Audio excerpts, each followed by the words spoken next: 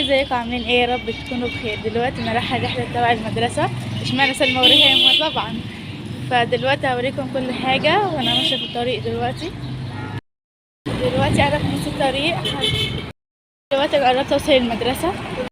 وصلت المدرسه ومعايا اصحابي. تعالي كده المدرسه ومعايا اصحابي جانا وغاده. تعالي بس انا لكم حته قطعه ولا حته ثواني. اي حاجه ماشي. هنروح نركب الميكروباص الساعه 9 بالظبط. دلوقتي الساعه 8 وربع او 8 ونص. 8 كام في طابور علشان رايحين الميكروباص. دلوقتي دينا ماشيين عشان الميكروباص. طالعين من المدرسه، لسه ما طلعتش من المدرسه، لسه هطلع من المدرسه. خليكم معايا اوريكم هقعد فين. يا رب. دلوقتي ركبت الميكروباص وقعدت كويس يعني. ركبت الميكروباص ولسه راكبينه بالطابور، ولسه البنات لسه مركبوش. ده انا كنت واقفه الاول، فعشان كده انا وصاحبتي بس بترتبهم والميكروباص هيمشي. يلا معانا. انت لو كان عندك دم، ما انت لو بتحس يا عم هتعرف ايه اللي مزعلني. ما انت لو كنت بتفهم تعرف كنت هتفهم يا احسن. لو كنت ميت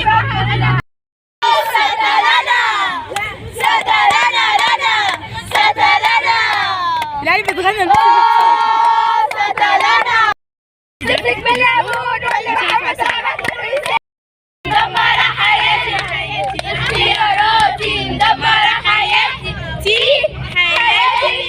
مبادئ لناس وشك تاني مرقص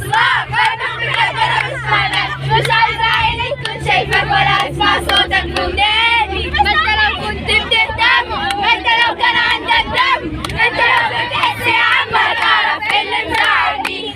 ما انت انا وقفت عشان اعرف اصور كويس. ده الطريق اللي ماشيين عليه.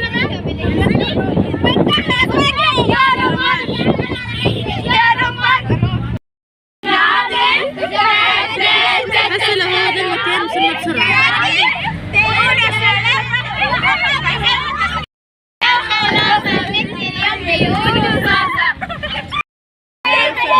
احنا كده قربنا نوصل.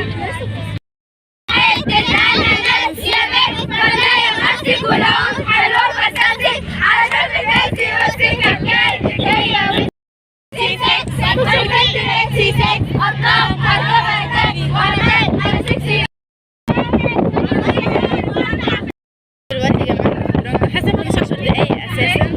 دلوقتي مش كتير، مسافه قريبه بس. فقربنا ننزل بالكاسه واروح احنا نازلين. الناس بتقف من قدام واحنا واقفين من ورا ونتفرج من الشباك الخلفي اللي هو من ورا خالص ده. اوريها لكم. وجانا واقفه بظبط الطرحه شاطره. في كده اهو من ورا على كرسي من ورا، وهم هنا اهو. هم في عالم واحنا في عالم تاني، واقفين من ورا بنتفرج على الناس. بيها اللي اختها درونكه جديده.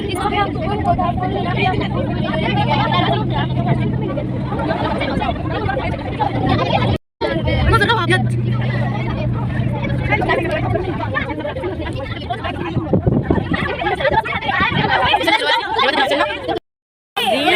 مش توقفهم عشان هننزل واحدة واحدة.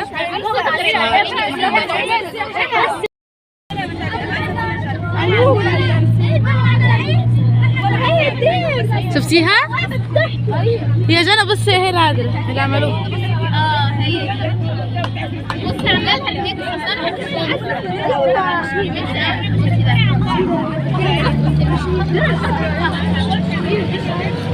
بجد داخلين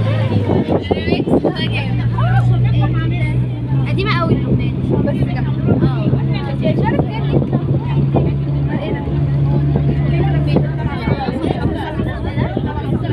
حاطة صورة وانا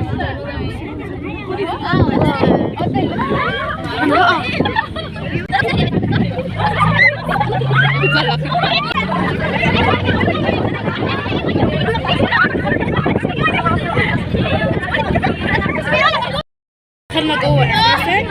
دخلنا الميكروباص جوه عشان خايفه ننزل من بره. دخلنا من جوه وهننزل دلوقتي. دينا بننزل. العيال نزلت عشان اخر واحده ما نزلتش. الازازه اتكبت جوه الشنطه كلها بقت ميه. كده هم نازلين يعني.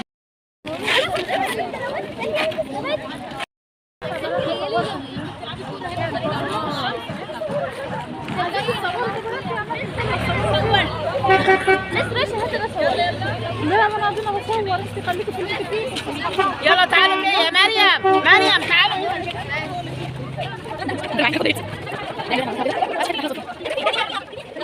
طالعين البنات. اديني صورة. احنا دلوقتي حاسة يعني تحت واط شوية، بس لسه ما طلعناش الجبل.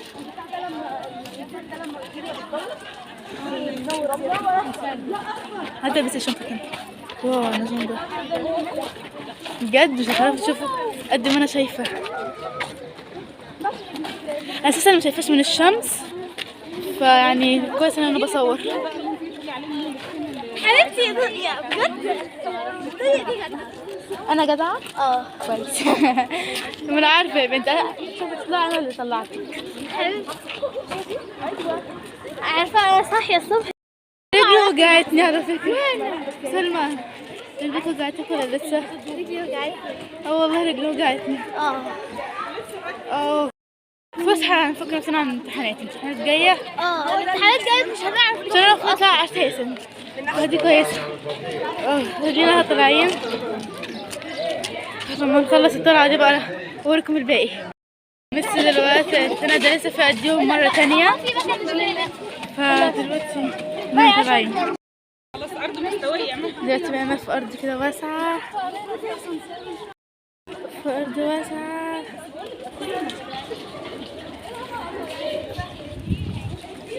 انا في سلم اهو، في زي طلعة هطلع من طلعة دلوقتي. يعني طلعة زي كده.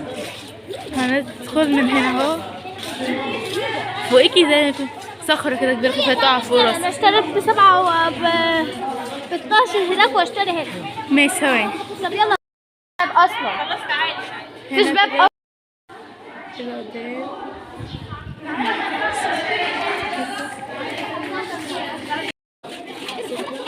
واسعة جميلة.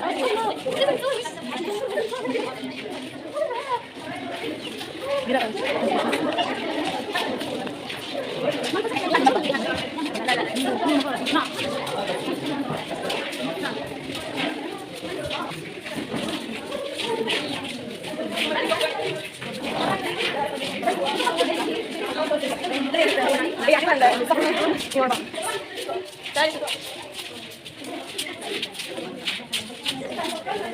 جميل أوي.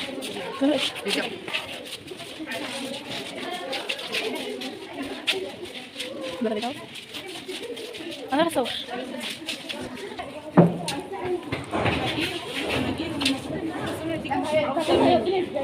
هي الدير ده هو مشهور ليه او معروف ليه؟ كان رب يسوع والسيد المسيح لما اتولد سمعوا انه في ملك في فلسطين اتولد، تمام؟ وصل للملك بتاع البلد فسأل هو في ملك هيتولد هيجي ياخد مكانه. طبعا انتوا عارفين القصه. فكان امر ان كل الاطفال اللي هم من عمر يوم وسنتين يتذبحوا في البلد عشان يعتبر الملك. فالمفروض ان في ملاك ظهر للعذراء مريم يوسف النجار. ملاك ظهر ليوسف النجار وقال له خد الصبي وامه اذهب الى مصر، يعني يجي من هو، تمام؟ فراح سمع الكلام يوسف النجار ده، انتوا عارفين مين؟ فخد العذراء مريم، تمام، وسافروا من خلال الحدود من فلسطين لغايه سيناء، ومروا على القاهره وفي بلاد على طريق نهر النيل، ومنهم جه اسيوط. دي هي القصيه، وجه هنا جه هنا. هو كانوا قاعدين في المغاره. المفروض ان في البدايه دي المغاره اللي كان قاعد فيها يوسف النجار، ودي المغاره اللي كان قاعد فيها الطفل يسوع. هتشوفوها لما ده يوسف النجار تاني. ايه ترجع تاني لارض فلسطين، لان اللي كان عايز يقتل الصبي خلاص مات، تمام؟ ورجع برضه من زار العائله المقدسه، يعني مرت على بلاد دي من ضمن الاماكن اللي كانت موجوده. فكانت في البدايه خالص كانت الجبل ده كان ما كانش موجود، بس كان جبل عادي، تمام؟ كان 2500 قبل الميلاد اكتشفوها. كانت عبارة عن أوضة بس، يعني كانوا عارفين إن هما دي كان المكان اللي ظهر فيه العذراء في الفيديو.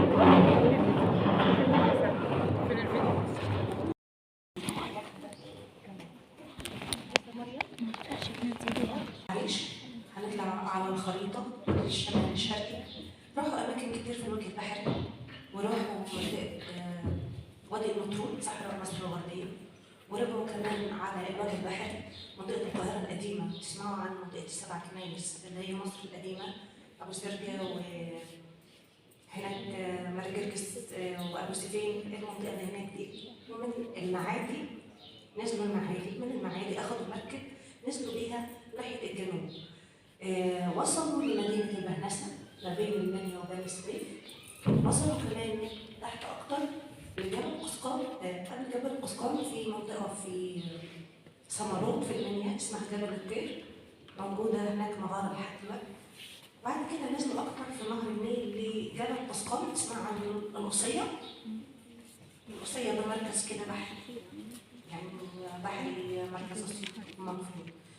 هناك في القصية أو في جبل قسقام قعدوا تقريبا 6 شهور و10 أيام من إجمالي 4 سنين إلى شهر. الرعاية المقدسة قعدت في بلادنا هنا 4 سنين إلى شهر. إحنا بنقول إن العشرة بنقوم 40 يوم صار منهم صح؟ يعني الرعاية المقدسة بقت زينا زينا، يعني كان في أشهر ولادة بينا مبادئ، خدوا من طباعنا وادونا من طباعنا. يعني يعتبر تبادل ثقافة، إن هم أصلا من أصل يهودي وإحنا مصريين. بعد ما قعدوا في القصية ال6 شهور دول نزلوا كمان في أكتر تحت علينا هنا في أسيوط أو مدينة ليكوبوليس أو مدينة سيوة. قعدوا هنا في المغارة اللي انتوا موجودين فيها دي تقريبا 3 أسابيع. كلكم قصيدة مش كده؟ صح؟ طيب عايزين نعرف شوية عن تاريخ أسيوط. أسيوط دي مصر زمان كانت متقسمة 3 مقاطعات، مصر العليا، مصر الوسطى، ومصر السفلى، صح؟ أسيوط دي كانت عاصمة المنطقة اللي في النص، يعني عاصمة الإقليم الفرعوني الأوسط، وكان اسمها سيوط أو سيوط. الكلمة دي أصلا كلمة فرعونية. عارفين إحنا إن اللغة الفرعونية اللي هي لغرافية عدت بمراحل تطور، صح؟ انتوا في سنة كام أولاً؟ لا ده يعني شاطرين بتوع تاريخ صح؟ فعارفين اللغة اللغوية وعارفين اللغة الديموتيقية. إن قعدت اللغة تتطور لحد ما وصلت للغة الديموتيقية. والديموتيقية ده حصل برضه في تطور بقى اللي هو اللغة القبطية. عشان كده إحنا اسمنا أقباط. أقباط دي مش بس المسيحي على فكرة بالمناسبة، يعني أقباط دي يعني مسلم ومسيحي. أقباط بتعني مصري، احنا كلنا أقباط. عشان كده احنا معتزين قوي باللغة القبطية. مدينة أسيوط اللي هي اللغة القبطية اسمها مدينة النجم الأول أو الأوحد. جم الإغريق، احنا عارفين إن مصر كانت الدولة الإغريقية أو الدولة اليونانية وقعدت في مصر فترة صح؟ الإغريق دول أو اليونان سموا مدينة أسيوط مدينة ليكوبوليس. مدينة ليكوبوليس. جابوا منين الاسم ده؟ هنقول جابوا الاسم ده منين؟ إن زمان مصر الفرعونية كان كل مدينة لها معبود، صح؟ المعبود ده بيبقى جسم إنسان والراس مش راس إنسان، الراس راس المعبود اللي بيتعبدوا. فمدينة أسيوط كان المعبود الرسمي بتاعها اسمه الأنوبيس. الأنوبيس ده معلش أقول لكم حبة أسماء وفي الآخر هسألكم فركزوا معايا. الأنوبيس ده اللي هو إيه؟ زمان كانوا بيقولوا حاجة، تسمعوا عن أوزوريس، تسمعوا عن خفرع، تسمعوا عن أمون وأخناتون والناس دول صح؟ الأنوبيس ده اسمه إله الموت أو حارس المقابر، لأن زمان الفراعنة كانوا بيعملوا إيه؟ كانوا بيحنطوا الملوك بتوعهم ويحطوهم في مقابر. محصلة الأهرامات اللي هي الأهرامات صح؟ ومش بس الأهرامات، يعني الأهرامات دول في الجيزة. طب الأماكن اللي بعيدة عن الجيزة يدفنوا فين؟ كانوا على ناحية الجبل الغربي في أي مكان. إحنا على فكرة هنا الجبل الغربي في أسيوط. فكانوا بيستخدموا ناحية الغرب إن هم يدفنوا الموتى بتوعهم فيها. ليه؟ الغرب ده إحنا لما بنقول خلاص الشمس غربت يعني إيه؟ يعني اليوم انتهى. الشمس بتشرق تاني يوم يعني الشمس بتصحى، بتنام وبتصحى. فهم جايبين الفكره من هنا اللي هي فكره البعث والخلود، ان هي زي ما الشمس بتنام وبتصحى، فهم متخيلين ان الناس دي اللي نامت اللي ماتت يعني هيجي لها يوم وهتبعث فيه وهتقوم. فهنا الفراعنه من زمان يحسهم الروح دي شغاله، بيدوروا على الحاجات اللي الناس ما عرفتهاش قبل. فالإبليس ده كان بيبقى هو المسؤول وحارس المقابر علشان مفيش حاجه تيجي تبوظ المقابر دي. فالإبليس ده اللي هو شكله ايه؟ شكله إيه؟ عارفين الكلب الولف الكبير؟ الإبليس ده شكل الكلب الولف الكبير، عشان كده بيسموا المدينه باسم اللي هو الليكو، اللي هو الذئب، حيوان كده كبير، لا هو الكلب ولا هو الذئب، حاجه بين الاثنين. فسموا المدينه باسم حارس المدينه. كده كويس، احنا تاريخ صح؟ هنكمل التاريخ ونقول العائله المقدسه جت هنا مدينه ليكوبوليس. جت ليه؟ احنا قلنا ان هم جم من الشمال راكبين مركب، فلازم هم خلاص رحلتهم انتهت لحد هنا في اسيوط. في المغاره اللي احنا شايفينها دي الرحله انتهت. زي ما جم في مركب لازم يرجعوا في مركب مره ثانيه. فمدينه ليكوبوليس كانت مرسى او ميناء على النيل، المراكب بتتجمع هنا، فكان لازم يجوا هنا. طب لما هم عايزين مركب ليه ما قعدوش تحت؟ قعدوا ليه هنا في المغاره العاليه؟ احنا هنا تقريبا المغاره ارتفاعها 100 متر من سطح الارض. قعدوا ليه فوق؟ هقول لكم ان هم لما جم كان ده موسم فيضان النيل اللي احنا بنسميه لحد دلوقتي وفاء النيل، اللي ده بيبقى في شهر اغسطس ويقعد 3-4 شهور لحد الميه ما تنشف عن سطح الارض. خدوا ده في التاريخ صح؟ ان كان النيل بيفيض بيغطي كل ارض الماء تحت.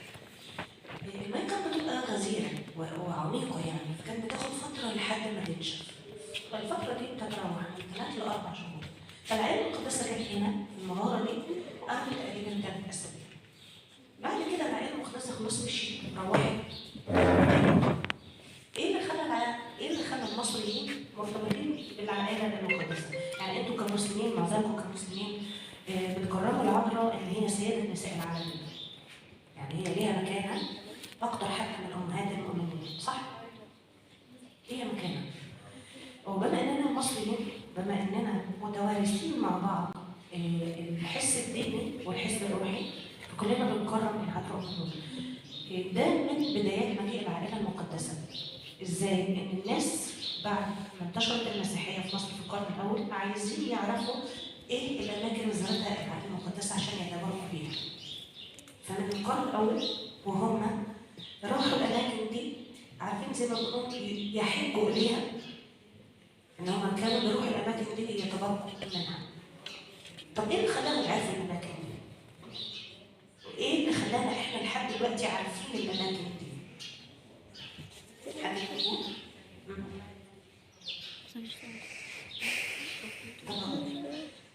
ايه اللي خلانا عارفين التاريخ القديم؟ مش في كتابات قديمة؟ عشان كان في كتابات او كده او علماء بحثوا لحد لما توصلوا ان المكان ده فعلا هو كده. إجابة منطقية، إجابتك صح. كان في كتابات، يعني إحنا لو هنسأل نفسنا دلوقتي إحنا منين عرفنا تاريخ الفراعنة؟ هنقول من البرديات، ورق البرد اللي لقوه، هنقول الجدران، المسلات اللي بتسجل عليها التاريخ بتاعتهم، وجدران المعابد كمان. فهنا ده التاريخ، الكتابة. في كمان غير كتابة. بعد ما قعدنا وقلنا شوية كلام دلوقتي هنروح نلف في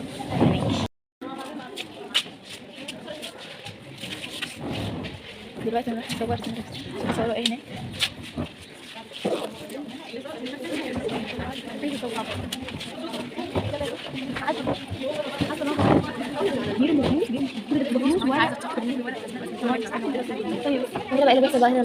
انا عايزه اشوف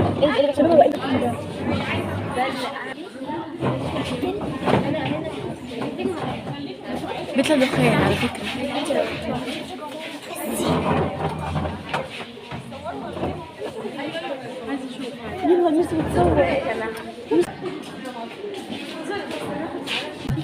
إذا دخلت ولا بيطلعوها بيلف بيها من تحت خالص.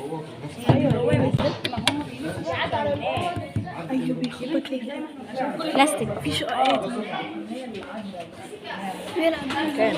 ايوه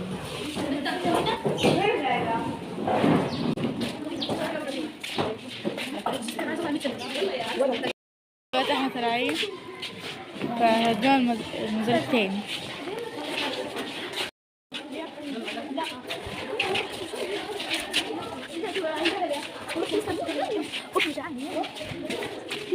ما تزحنيش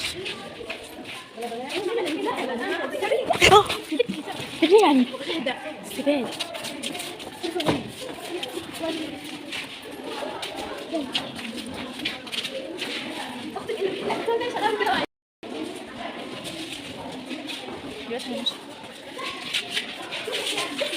اديني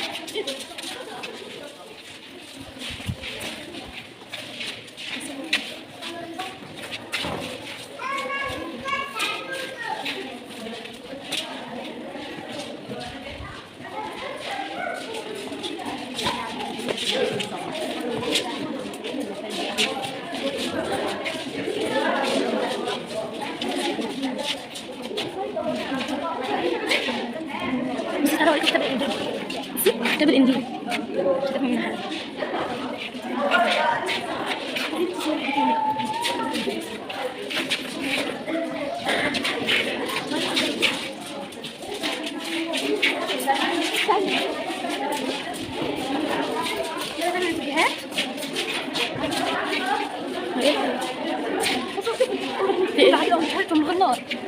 يلا نعمل سلام. السلام عليكم ورحمه الله وبركاته. يا جماعه بس خلاص انت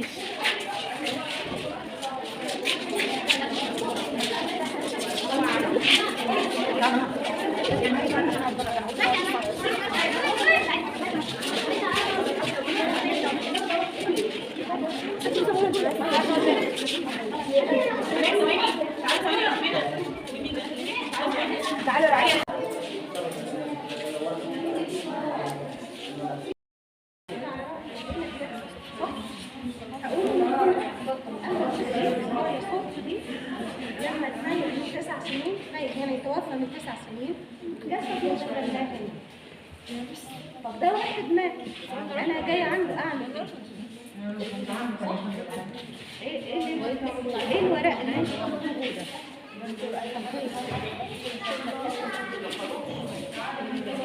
هقول في حاجه عندكم ان انتوا بتقولوا على الشهداء اللي هم بيموتوا في سبيل الله في سبيل الله تقولوا ان هم احياء عند ربهم يرزقون صح؟ يعني اللي مات ده وحياته كانت حياه طبيعيه وكان انسان صالح وكان انسان كويس وكان انسان بيعبد ربنا بامانه ده مش بيموت. هو ايوه روحه طلعت من جسمه والجسم ده اتحط في الارض لكن روحه بتروح فين؟ بتطلع فوق عند ربنا صح؟ لما هو كان حد كويس على الارض وهو لسه عايش فلما هيروح السما فوق او هيطلع الجنه فوق هيبقى ليه دل عند ربنا او هيبقى ليه مكانه عند ربنا وهيبقى قريب من ربنا وهيبقى هو اصلا راح في حضره الله. فلما احنا هنا بنيجي بنصلي مش بصلي له هو لان هو بشر زيه زيه. الصلاه لله فقط لا غير. احنا العباده والصلاه بنوجهها مين يا حبايبي؟ ربنا بس. طب ايه اللي يخليني اجي هنا واقعد اتكلم مع الحد اللي مات ده؟ لا انا مؤمن ان هو روحه عايشه عند ربنا هو يعني جسده في الارض لكن روحه عايشه هو كان حد كويس فانا مش بصلي له هو انا بقول له من فضلك لان انت قريب كمان عند ربنا صلي معايا ان ربنا يحقق لي الطلبه اللي انا عايزها منه. فهمنا؟ يعني انا مش بصلي للشخص ده ولا بصلي للعبد ولا بصلي لماري جرجس ولا بصلي لاي حد غير ربنا بس انا بس بقول لهم صلوا معايا عشان انتوا قريبين من ربنا انتوا حبايب ربنا اكتر مني انتوا ارضيتوا ربنا اكتر مني فصلوا معايا انتوا بتؤمنوا بالشفاعه حبايب المسلمين بكلم حبايب المسلمين صح؟ مش في حاجه اسمها الشفاعه؟ ان حد ليه مكانه كبيره عند ربنا كلمته مسموعه عند ربنا بقول له اشفع لي عنده صلي لي عنده اذكرني وانت واقف في محضره افتكرني قدامه وقول له يا رب خلي بالك من عبدك فلان ولا بنتك فلان، صح؟ فهنا احنا مش بنصلي لشخص، احنا بنصلي لربنا، بس بطلب من الشخص ده ان هو يصلي معايا.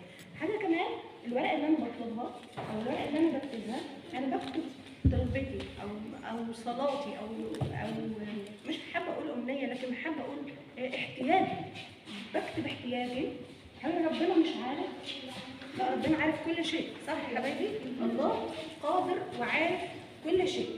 فانا لما بكتب احتياجي ده او بكتب طلبتي او بكتب صلاتي في الورقه دي، برضه ان انا ان الحد ده لسه عايش، فكاني بقدم، عارفين لما بقدم طلب او بقدم تظلم لحد بالمعنى الدارج البسيط بتاعنا. انا بكتب طلبتي علشان تبقى بمحضر الله باستمرار. خلاص، لكن ربنا عارف من قبل ما اطلب، صح؟ احنا نؤمن بكده، لكن عشان يبقى في تواصل، في دلة او في عشره واتصال بينه وبين ربنا.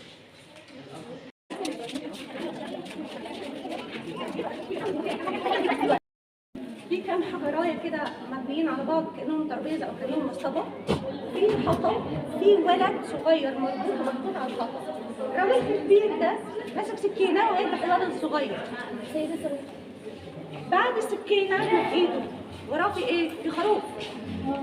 ايه الصوره؟ ايوه زي ما ابونا ابراهيم بيقدم ابنه ذبيحه. ابنه ما كانش اسماعيل واسحاق، وهي عندكم انتوا اسماعيل، عندنا احنا اسحاق. المهم الهدف من القصه، الصوره دي من غير ما حد يكلمني انا شفتها، عرفت قصه ابونا ابراهيم، صح؟ أنا هنا مش بعبد أبونا إبراهيم، حاشا، العبادة لله وحده زي ما اتفقنا. بس هنا الصورة بقت وسيلة إيضاح تحكي لي قصة. ده الكلام اللي قالته هناك في المغارة، إن من خلال الصورة أول حتة بنعرف عارفين زي المسلات والجدران المعابد، الصورة عندنا نفس القصة، إن هي بتحكي قصص الكتاب المقدس اللي هو قصص الأنبياء عندكم. أيوة. تفتكروا في رمضان الصلصال اللي هو بيجيب سير الأنبياء، فاكرين؟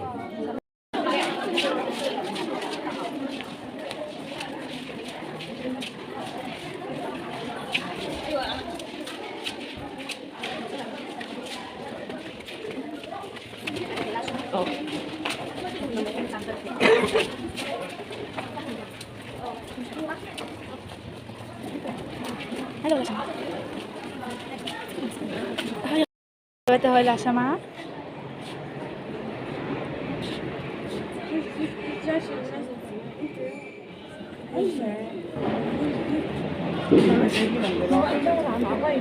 هم ما اديهمش.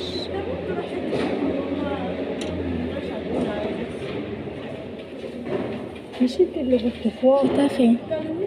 كان هناك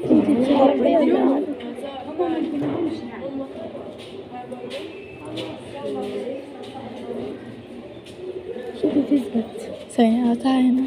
أول ما أطلع أدخل تاني.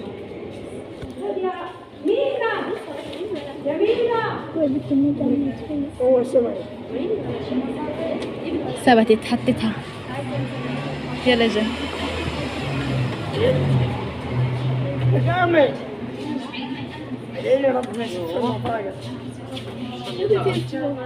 انا ثبتها لك. غبية هتعملها لك. ثبتيها. دلوقتي هحط الشمعة التانية.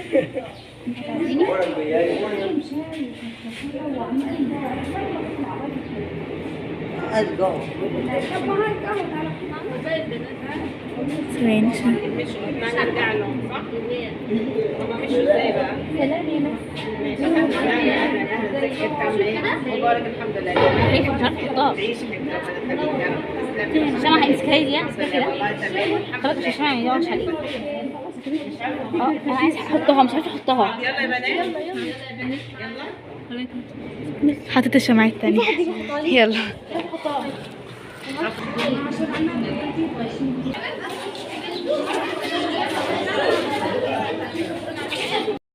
الاكل اللي هنقعد ناكل بريك. جبت ده وزعوا لنا كده حته بتعمل كباب، وانا كنت باكل في ده، فده هشيله، ده هشيله من لما اكل اللي معايا.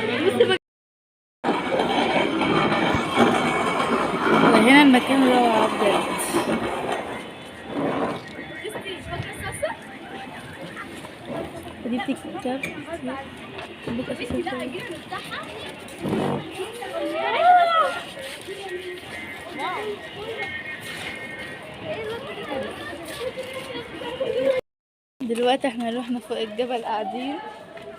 شوف ساقع. روعة المكان، روعة. بصوا واسع قوي، روعة.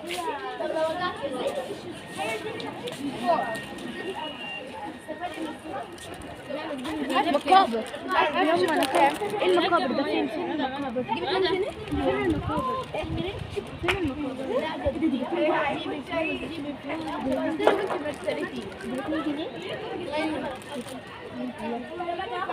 لا هو ده ايه؟ فين المقابر اللي انت بتقول عليها؟ احنا نازلين. يا جنى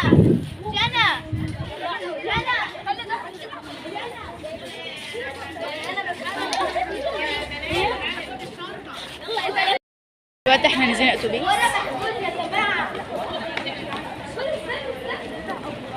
العيال بيجروا.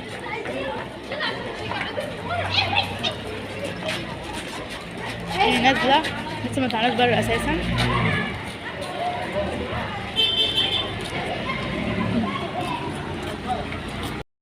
مش اللي قدامي خالص. بالراحة يا بنات عشان نطلع كلنا. قعدنا هنا كده في الكرسي ده وما عادش ورا. نروح معهد فؤاد الأول الأزهر. شنو محمد مهدي؟ نعم. ايه الاخبار؟ دمه حلو. لسه ما وصلنا. وصلنا وهننزل. احنا نزلنا داخلين. شكله باين من بره حلو. ممكن مش عارفين بس من بره شكله جميل. ده من بره كده انا لسه ما دخلناش كده. بس خلينا ندخل الفردوس. يبقوا جدعين والله. كل حاجه فلوس. ما تذكره ب 2 جنيه. ايه؟ والله العظيم. روعه بجد. الساعه 12:30 دلوقتي.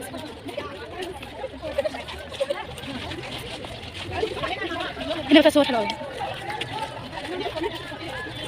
انا شايفاش على فكره صوتي خلاص.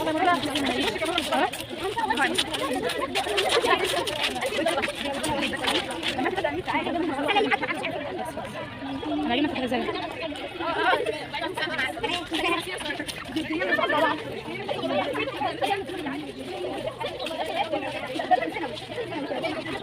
واو. مش الملك فؤاد وخصص الارض للازهر، وعندنا المرسوم اللي خصص به الملك فؤاد الاول الارض للازهر، ووضع حجر الاساس بيده الكريمه سنه 1930 1349 هجريه. واستغرق بناء المعهد 4 سنين، وبني على الطراز الاسلامي الاندلسي. مساحه الارض اللي احنا واقفين عليها ضيقه ولم ينتزع منها شيء الى الان 4 فدادين و8 جراريط وسهمين. 4 فدادين و8 جراريط وسهمين. بني اللي في المعهد 3 مباني رئيسيه. المبنى اللي احنا واقفين قدامه ده هنخشه ان شاء الله دلوقتي عباره عن 4 مباني متصله منفصله. 4 مباني متصله منفصله يتوسطهم حديقه داخليه فيها نافوره من الجرانيت المستورد من لندن. 90% من الخامات اللي بنى بها المعهد مستورده من لندن. 90% من الخامات اللي بنى بها المعهد مستورده من لندن. طبعا المعهد مكون من طابقين، الطابق الاول به طبعا غرف المشايخ وقاعه المتحف اللي هتشوفوا فيه هيكل عظمي للطبيبه هنديه كانت المعهد فتره وكتبت توصيتها وتبرع بجسد العلم بعد ما مات. طبعا بعد ما ماتت في الهند جابوها بالطيران وتم اخلاء اللحم والاحشاء، لان طبعا العلم وصل سر التحنيط الكامل، وحاليا موجوده عندنا بيدرس عليها طلبه علم علوم الاحياء. الطابق الثاني الفصول الدراسيه. الطابق الثاني الفصول الدراسيه واكبر قاعه سينما تعليميه في ذلك الوقت. طبعا الملك ما وصلتوش المنيه، هو فتح الدراسه سنه 1934، ما وصلتوش المنيه ان هو يجي ويفتح المعهد لاسباب. في ناس تقول لك كان عيان، وفي ناس تقول لك ان هو مات سنه 39. حضروا ابنه فاروق الاول وافتتح المعهد رسميا واصدر فرمان، وعندنا المرسوم ده هو باطلاق اسم ابيع المعهد، فسمي بمعهد الاول، معهد فؤاد الاول. ماشي. المبنى الثاني هو مبنى السكن الداخلي مكون من 3 طوابق، صحنين للدخول. طبعا الطابق الاول بصاله الطعام والمطبخ والمغاسل بما فيها الحمامات. طبعا الطابق الثاني والثالث كل طابق ب4 عنابر، سعه ال8 عنابر 1500 طالب. ليه؟ لان كان من اسوان لغايه بني سويف الطلبه، لانه ده اول معهد في صعيد مصر. اول معهد في صعيد مصر. المبنى الثالث ومبنى الجامع، وده تحفه اثريه نادره او تحفه فنيه نادره. طبعا المعهد هنا الطراز الروماني مكون من الطراز الاسلامي الاندلسي مكون من نوعين، نوع زخارف نباتيه واللي هنشوفها حاليا على جدران المعهد، والزخارف الهندسيه اللي هي النجمه الثلاثيه والثمانيه. مكتبه المعهد تضم 21,000 نسخه كتاب، منهم 1000 نسخه كتاب طبعه اولى مكتوبه بالختم السلطاني للسلطان حسين كامل. هي حكايتها 1000 نسخه دهيه اللي مهديه من السلطان حسين كامل. السلطان حسين كامل في فتره من الفترات سنه 1915 اصدر فرمان بانشاء اول فرع للازهر في صعيد مصر في اسيوط في المسجد اليوسف. ماشي؟ وكان اول شيخ ليه فضيله الشيخ محمد شريف رحمه الله، وكان الطالب بيجلس حلقات حوالين الشيخ، وكان التعليم مقتصر على المرحله الابتدائيه بس، واللي عاوز يكمل العالميه اللي هي المرحله الثانويه بيسافر جامع الازهر في مصر ويكمل. خلاص هنلف مع بعض ان شاء الله. طبعا احنا ما اتكلمناش وقلنا الكلام اللي انا قلته ده. طبعا لو بصينا فوق خالص كده، فوق خالص، بصوا فوق خالص معايا، ايه اسمه ايه؟ ده ساعه ما انشئ عليه المعهد سنه 1934. 39 طبعا فاروق غير المعهد باسم ايه؟ باسم ابي. هنا هو انشئ بامر حضره صاحب الجلاله ملك مصر فؤاد الاول ادام الله وملكه سنه 1352 هجريا 1934 ميلاديا. طبعا لو بصينا على الباب الخشب وده خشب نحاس، هنبدا المعهد العلمي الديني الاسلامي عزل مولانا فؤاد الاول. تمام؟ هنتحرك مع بعض ان شاء الله ونخش نتفرج على المعهد. اتفضل. لو عايزين تصوروا ممكن تصور دلوقتي او ممكن تصور بعد ما تطلع. انا عايز تاني نطلع نكمل هنتصور يا جماعه، هنتصور يلا وشكم بقى هناك.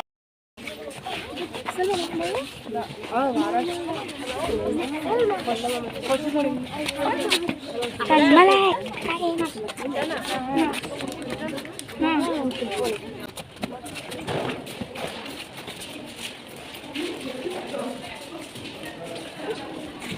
ماذا كله؟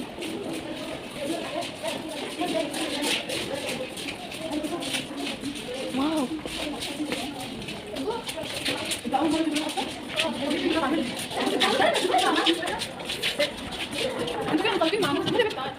ده خشب يا ناس، ده يقع بينا فيها حد.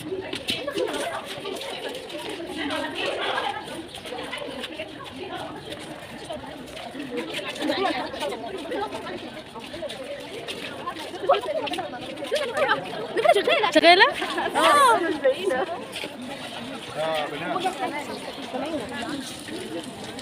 زي ما انتم شايفين كده الاربع مباني والسيمتريه اللي فيهم، ان الاربع مباني واخدين شكل واحد.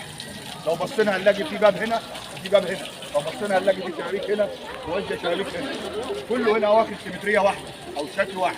لو بصينا على الزخارف النباتيه اللي هي الاندلسيه اللي قلنا عليها هتبص تلاقيها محاوطه المباني. الشبابيك والخشب كله واخد الشكل الهندسي اللي هي النجمه السداسيه اللي سيدنا داوود والنجمه الثمانيه. الزخارف هنا كلها متناسقه والشبابيك والمباني كلها واخده شكل واحد. الطابق الاول اللي احنا فيه ده هو زي ما انتم شايفين كده هو بقاعه المتحف اللي هنخش دلوقتي وغرف المشايخ. الطابق الثاني الفصول الدراسيه وما زال المعهد يعمل دراسه سنوي، وقاعه اكبر قاعه سينما تعليميه في ذلك الوقت اللي هنشوف جهازها في المتحف. جهاز قاعه السينما هنشوفه في المتحف طبعا لانه عليه ما فيش افلام للسينما ده. ماشي؟ الباب اللي انتوا دخلتوا منه ده ونسيت اقول لكم عليه ده اسمه الباب الملكي او الباب الرئيسي. طب ليه ما اتعملش الباب ده ومفتوح؟ ليه ما اتعملش الباب من هنا واسمه قريب على الشارع العمومي؟ لا، اتعمل على النيل لان الملك لما كان بيتحرك في صعيد مصر كان بيتحرك بمركب اسمها المحروسه، ما كانش فيه في الفتره دهية عربيات او قطارات، فكان بيتحرك بالمحروسه، فمعمول حساب ان هو بيجي في اي وقت فيجي يبقى الباب الملك على النيل على طول. لو واحنا طالعين ان شاء الله هبقى اوريكم الباب الحديدي اللي على النيل.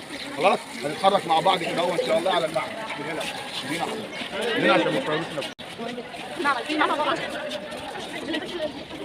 في حاجات حلوه قوي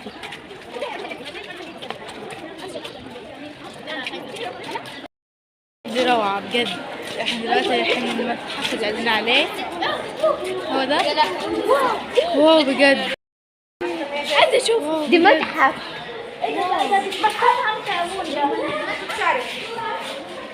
ده مسوق في كل عن اول دوت على اللي جنب رقم واحد. استني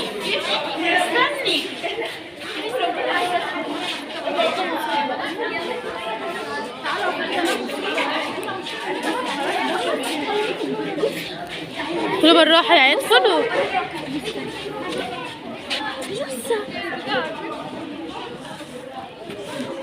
واو 40 خش طيب.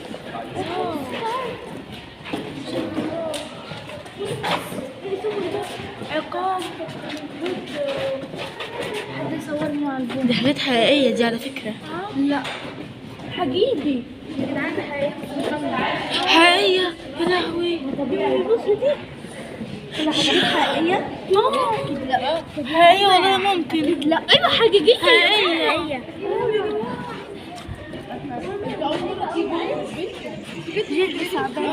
تعالي تحت، تعالي تحت. بصي ده من أول حاجة يا جماعة اوعى نسأل.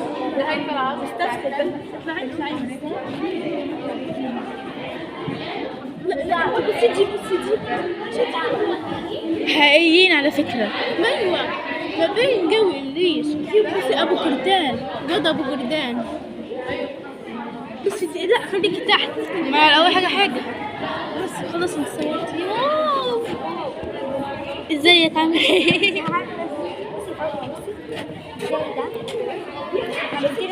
سنة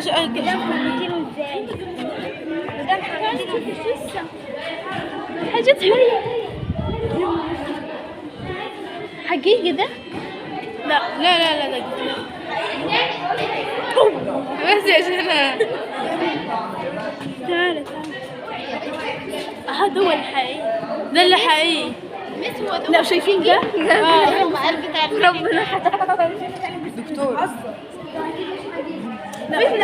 هيكل عظمي طبيعي. هو حقيقي. كم صابع؟ 1 2 3 4 5.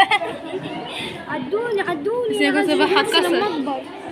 عايزة تشوفيها لما تكبري تبقى زيها ان شاء الله. يا ايه هو اللي عايزة اشوفها. انتوا عاملين لي زينة عليه، فرحانين قوي يعني بيه. انا عارف. عادي على فكرة. تعالي نشوف الحاجات دي. ايه هي الطيور دي حقيقية؟ لا ده حقيقي. حاجات حلوة بجد. بجد. دي اكتر حاجة دي حقيقية. يلا بنات دي برضه بايظة. يلا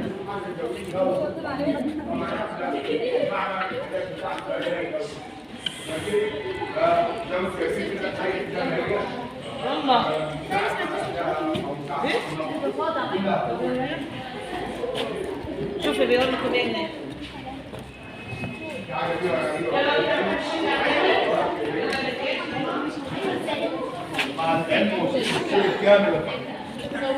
السن الكامل يعني ممكن ان هي لا مقدم حاجات بسيطه.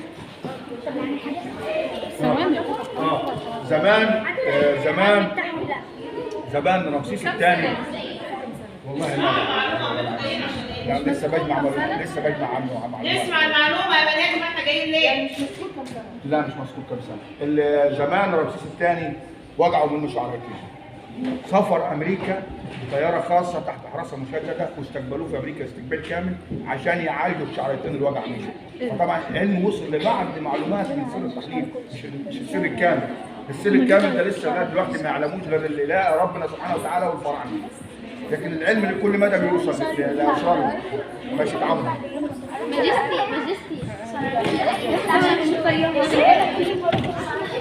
بص يا حضرات، ده جلد التعبان الكبرى.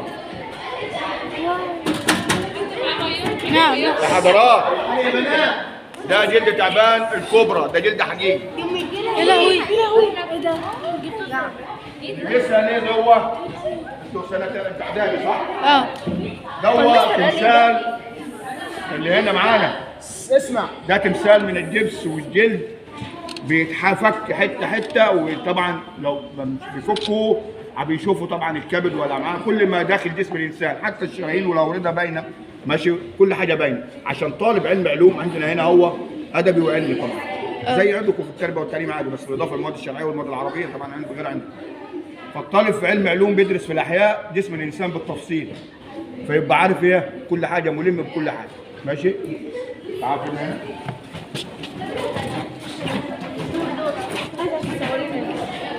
يا حضرات اسمع يا حضرات، تيجوا هنا هو ده الهيكل العظمي للطبيبه الهنديه اللي اتبرعت بسداد العلم في المعهد هنا. بعد ما زارت المعهد كتبت في وصيتها تبرع بجسد العلم في معهد فؤاد. بعد ما ماتت في الهند طبعا جابوها بالطيران مصر تم اخلاء اللحم والاحشاء وجابوها عندنا المعهد هيكل عظمي. ماشي، زي ما قلنا احنا العلم ما وصلش لسر التحنيط الكامل. ماشي، خليكم زي ما انتم. يا لهوي. لو بصينا هنا يعني دي حقيقية ميتة؟ لو بصينا على الترابيزه نلاقي واحده منكم تسال تقول انتم مشايخ مالكم ومال العود والكمان؟ احنا عندنا بندرس هنا طالب في الانشاد الديني بيدرس المقامات. بيدرس المقامات عشان الانشاد الديني. الانشاد الديني بيدرس المقامات. ماشي، وده حاجه مقرر عليها يعني مش حاجه. ده جهاز السينما اللي اتكلمنا عليها اللي هنطلعها دلوقتي. الجهاز ده اللي هو نظام البكر والافلام والسماعه. ماشي، السينما التعليميه اللي هنطلعها في بكره ان شاء الله. لو بصينا لده ده تلسكوب الفلكي. ده ايه؟ تلسكوب الفلكي. ده الفانوس السحري. ده حاجه زي البروجيكتور. ما تسمعوش على البروجيكتور، تسمعوا على الكاكاشيو. لا عارفين البروجيكتور. عندنا هنا هو كذا واحد، دوا وواحد من ضمن. وعندنا اثنين نظام الشرائح الصغير ونظام الشرائح الكبير. المعمل هنا فيه 2500 قطعه من القطع النادره مصورين ومحفوظين صورهم في المركز في مصر الاسلامي الارضي. ماشي، لكن هم محطوطين في ادلب طبعا. حاليا بيناقشوا مع الازهر اللي هو هيئه العالم في ادلب. لو بصينا في الدولاب ده هنلاقي العين الرز واللحم وكل ما يخص من الانسان حتى النباتات الجمبري.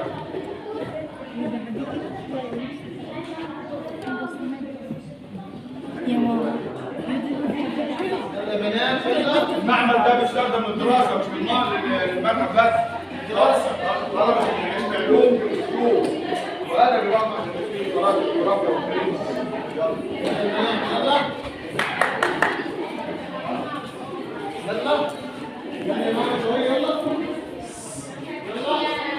جبت كل حاجة. والله.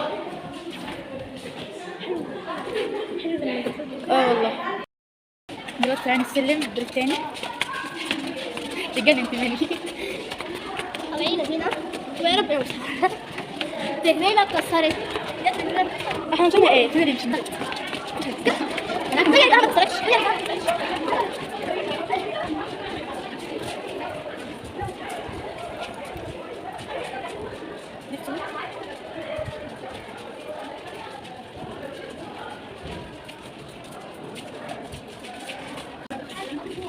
واو هنا حلو قوي. عامله زي السينما كده.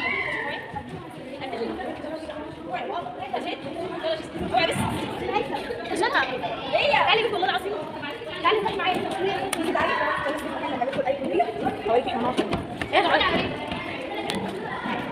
يا بنت استنيني. خلاص يلا تعالي.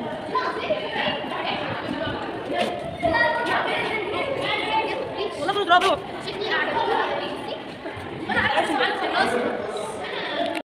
وريتكم اللي دخلناه بس انا في حاجه تاني. بس نشوف واحد.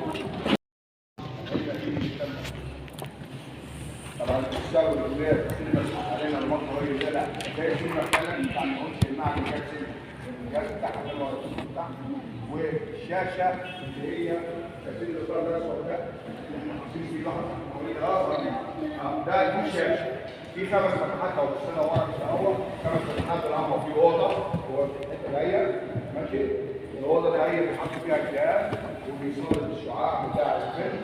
طبعا افلام تعليميه اللي هي ما تخص دراسه الطالب مش افلام اللي افلام تعليميه ما تخص الطالب. هي الفكره بتاعتها حاليا لا مكتبه اسكندريه الدفعه الثانويه اللي هي بيعرضوا افلام تعليميه للطلبه سواء بره افلام تعليميه طبعا ان شاء الله مكتبه اسكندريه ان انا كل سنه بروح مرتين 3 طلبتي الاول بيعرضوا افلام عن المجرات. اسمعوا عن المجرات؟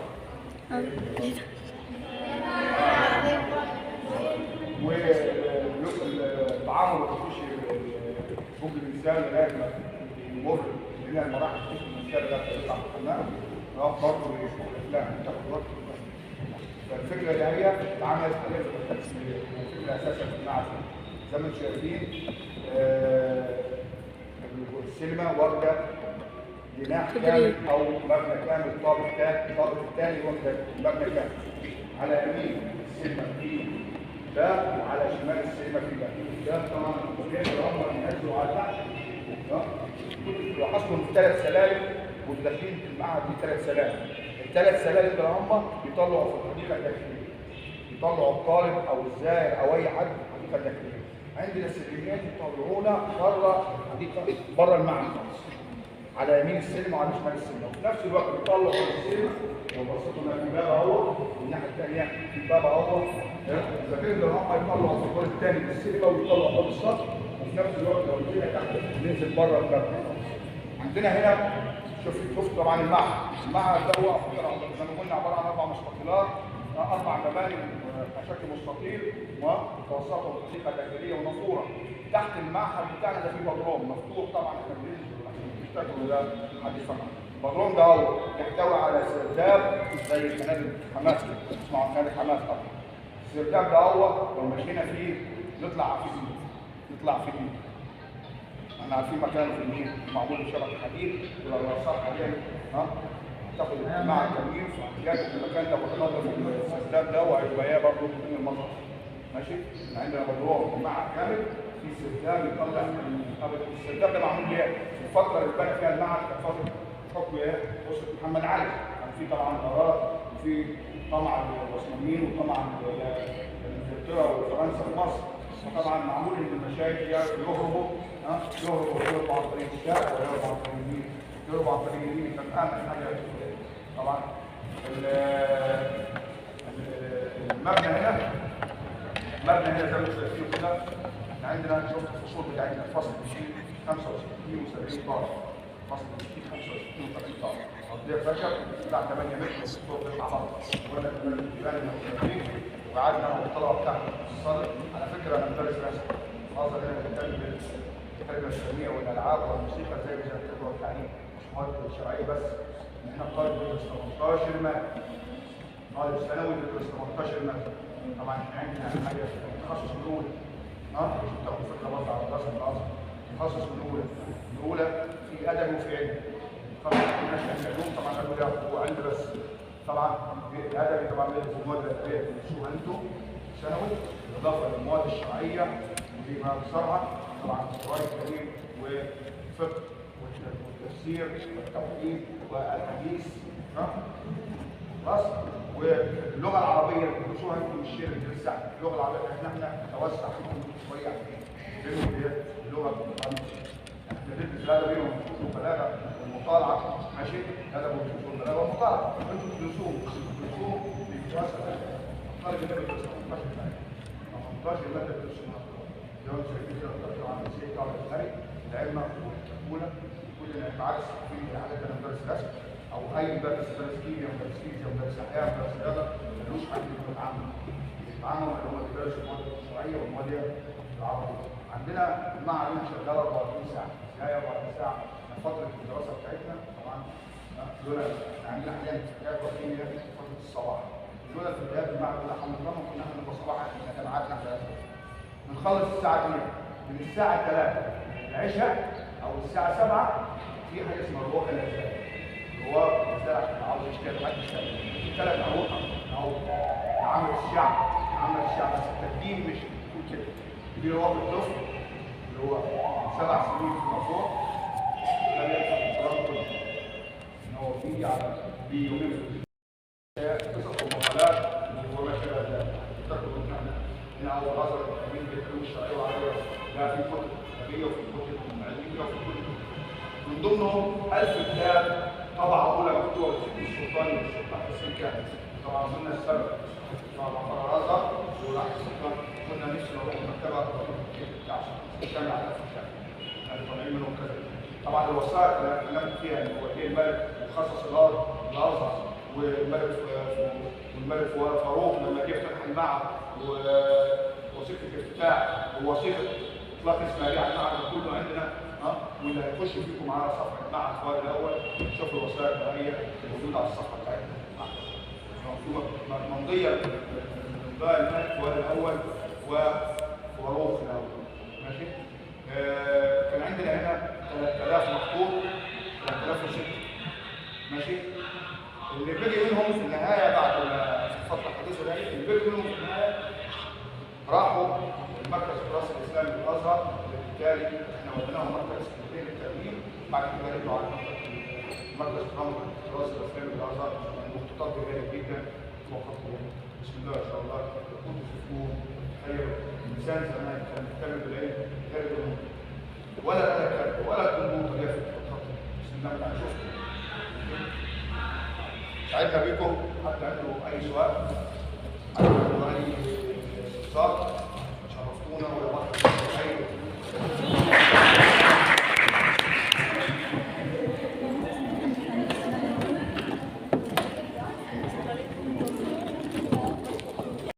دلوقتي خلصنا ماشيين مروحين، خلصنا الرحلة، كانت رحلة حلوة وممتعة بجد.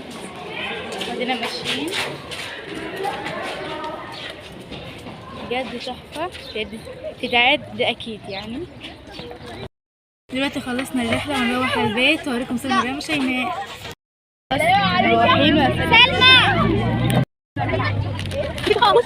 مش حاسة شو دلوقتي كل حد يمسك بتاعتي، هذا لسه ما زعل.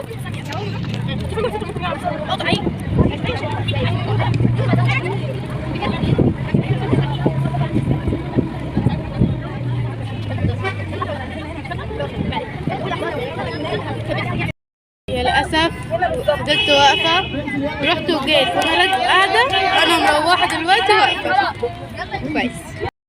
ليه لقيت واحدة قعدتني جنبيها وكده قربنا نوصل. دلوقتي نزلنا وقربت أوصل كده من بيت هروح، بس فلما قربت أروح 5 دقايق كده وأروح بالظبط